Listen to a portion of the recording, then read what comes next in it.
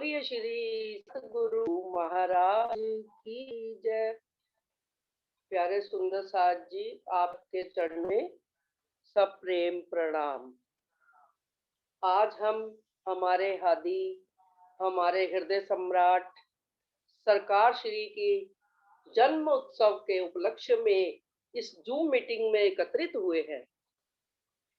तो ऐसा है कि सरकार श्री ने जो हमें सबसे पहले अनुशासन की बात बहुत वक्ताओं ने कही, हमें कही, तो आशा करती हूँ भविष्य में यदि हम कोई कार्यक्रम बनाए तो सारे वक्ता अपने समय का अवश्य ध्यान रखेंगे, क्योंकि ये उनकी पूरी कोशिश रहती थी कि समय से पूर्व ही हम अपना वक्तव्य समाप्त करें। और दीदी आप अपना माइक बंद करिए,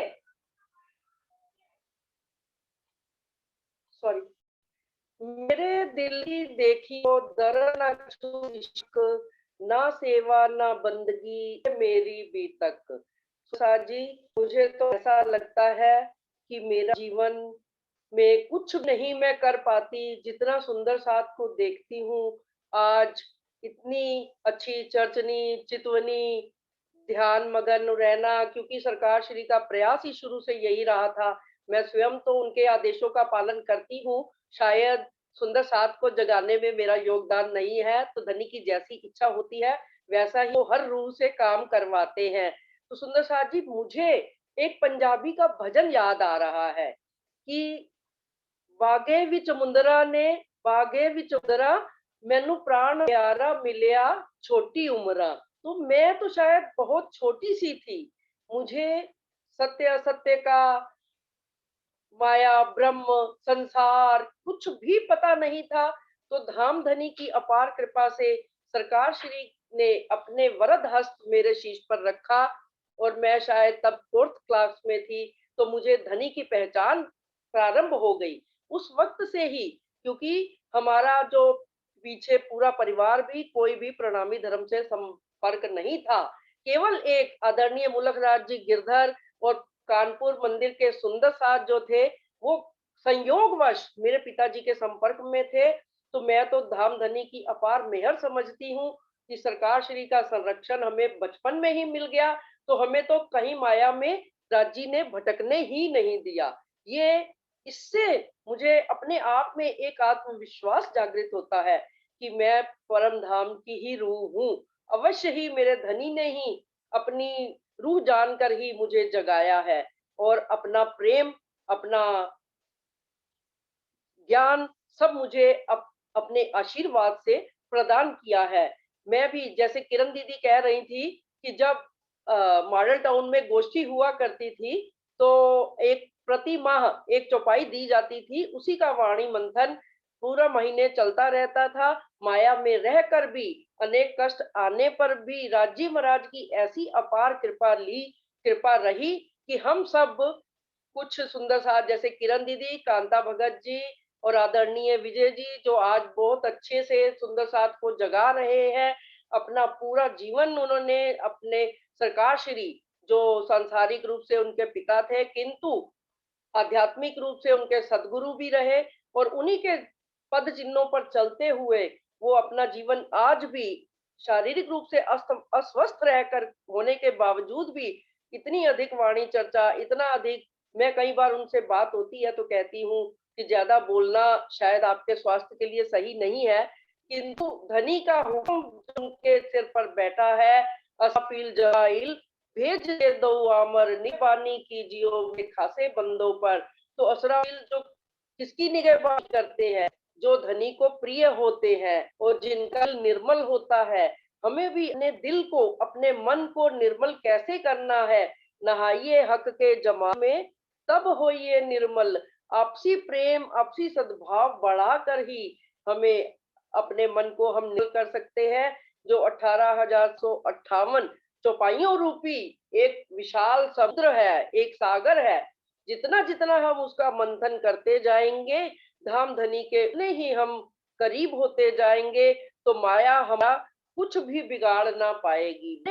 जाहिरी रूप से कितने भी कष्ट आए, कितनी भी बाधाएं आए, लेकिन सतगुरु का वरदान और श्री राज जी हमारे समक्ष हमेशा हमारे साथ खड़े रहते हैं। बाले से बुढ़ापे लग मेरे सिर पर खड़े सुभान। मुझे तो, क्योंकि मैंने बड़े महाराज जी के भी दर्शन नहीं किए थे, तो सरकार श्री को जब भी मैं बचपन में मंदिर में देखा करती थी, तो हमारे मंदिर में एक बड़े महाराज जी की सेजा लगी होती थी। तो मैंने अबोध बालक के रूप में, एक अनजान बालिका के रूप में अपने पिताजी से भी प्रश्न किया कि जब वो स्वयं स्वयं चल रहे हैं, तो उनको स्वरूप में क्यों बिठाया हुआ है? तो सबने मुझे समझाया कि ये उन्हीं की ही शक्ति से, उन्हीं का ही स्वरूप देह बदल कर आया है, कि जिस तरह देवचंद्र जी और प्राणनाथ की लीला हुई, उसी तरह इस जागनी के ब्रह्मांड में उनके पश्चात, क्योंकि हिस्ट्री रिपीट्स इटसेल्फ, इसलिए स्वयं अभी भी पूर्व वक्ताओं ने भी कहा कि उनका मिलान किया कि जैसे प्रहलाद जी के समय में ऐसा हुआ, तो सरकार के वक्त में कैसा हुआ। सब बातें बड़े अच्छे आनंद पूर्वक ढंग से बता रहे थे। तो सरकार श्री हमेशा मेरे साथ, सदगुरु महाराज जी और सरकार श्री, उनको मैं हमेशा ही सदा अपने अंग संग अनुभव करती हूँ, और उनके रूप में धाम ही मेरे साथ रहते हैं, कि जो इस माया पल पल मुझे निकालते रहते हैं, और अपना भजन कीर्तन धनी ही खुद कराते हैं। जितना भी वो गाते हैं, जितने भी से शब्द निकलते हैं, वो धन के सिवाय कोई भी नहीं निकलवा सकता। इसलिए हमें अपने धनी को हर पल याद रखना है सतगुरु के रूप में, क्योंकि इस संसार में कैसे आए हैं, सतगुरु ब्रह्मानंद है, सूत्र है अक्षर रूप, सतगुरु के रूप में ही हमारे धनी ने आकर हमारी बाह पकड़ी। इसलिए हम तो कभी उनसे जुदा हो ही नहीं सकते। ईमान और इश्क हमारे कभी उनसे हट ही नहीं सकते। दास जी हमेशा हमारे दिल में गुरु के रूप विराजमान है, वरना प्रेम लिए जा रहे हैं। हम हमारा ये काम है कि हम सब सुंदर साथ में उसी प्रेम को लुटाते रहें और प्रेम को बढ़ाते रहें। जिस प्रकार ज्ञान बांटने पड़ता है, उस प्रकार प्रेम भी जितना हम बांटते जाएंगे, ये नहीं सिर्फ सुंदर साथ को ही प्रेम देना है। हमारा तो वसुधैव कुटुंबकम का संदेश इसमें आया है वाणी में। तो हमें सारे संसार के सभी प्राणी में परब्रह्म स्वरूप का ना सही, तो यदि हम कहते हैं कि जीव विष्णु भगवान का अंश है, तो भी हमें सबसे प्रेम करके सबको एक रस बनाना है। चाहे जीव सृष्टि है, चाहे ईश्वरी सृष्टि है, चाहे ब्रह्म सृष्टि है, क्योंकि एक एक में तीनों सृष्टियां शामिल है। कभी हम ऐसे कार्य करते हैं कि वो जीव सृष्टि को भी शर्मिंदा कर दे शायद।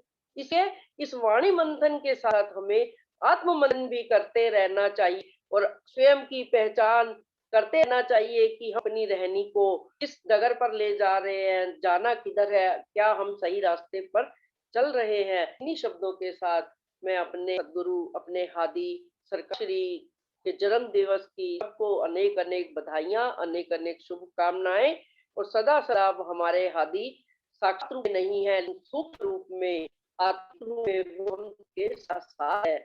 आज की सभा उसी बात का क्रम है। प्रणव जी, बोलो श्री प्राणनाथ